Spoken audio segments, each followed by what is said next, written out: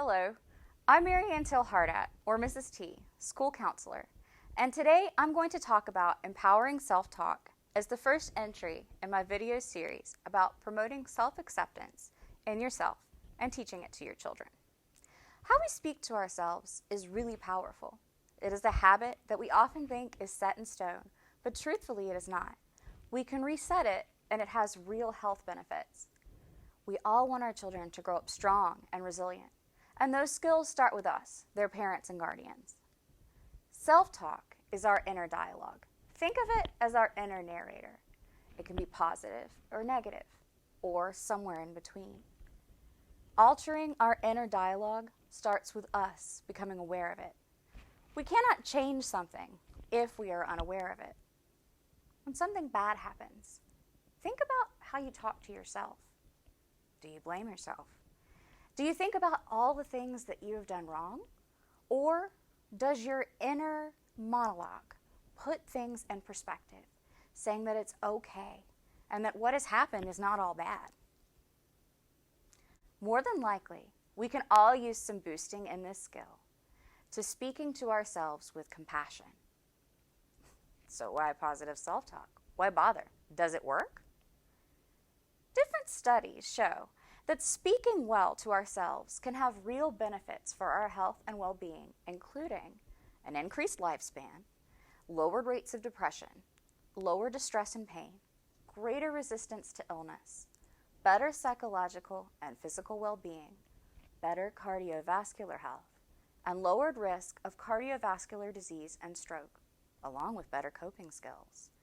So now that we know the reason why, what are different negative self-talk patterns we have to become aware of? The first one is filtering. When we filter inappropriately in our heads, we make the bad out to be worse than it is, and we make the positive seem much smaller. The second one is called personalizing. We do this when we take all the blame for when things go wrong, instead of seeing responsibility for events that happen as shared between multiple people and circumstances. Thirdly, we catastrophize. If we always imagine or anticipate the worst before something happens, believing it can never go right, this leads to many unpleasant emotions. The last common negative self-talk pattern is polarizing. This is when we see everything is all good or all bad. Rarely is everything just one way completely. Seeing the shades of gray in situations helps us to develop healthy expectations for ourselves and for others. So how do we do it? And how do we help our children as well? Well, changing our thinking takes time and effort. The first step is to identify the thought pattern that you would like to change. Secondly, check in with your thinking. How are you thinking about yourself and your actions? Then come up with a stop signal. This is some way to clue yourself in to what is going on in your body and what you are thinking.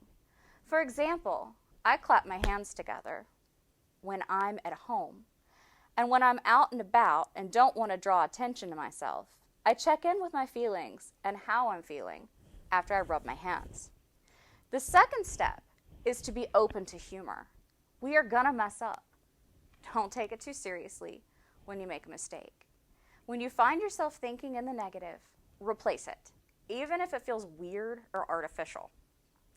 When you catch yourself saying, I did this all wrong, think more than, I didn't get it right this time. I did get one thing done really well, however. Lastly, say this process out loud to your child, how you're changing your thinking. If you have been saying any of these negative thought patterns discussed earlier out loud, try changing what you say to be something more positive. So let's practice. When you find yourself saying, it's too hard, I cannot do it, I give up, instead try, it's difficult, but I'm gonna try.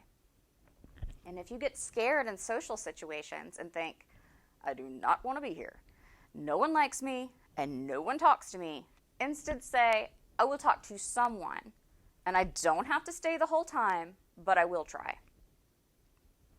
Instead of giving up, when something is difficult to understand, be willing to ask for help, and not take the need to ask for help as a sign of weakness.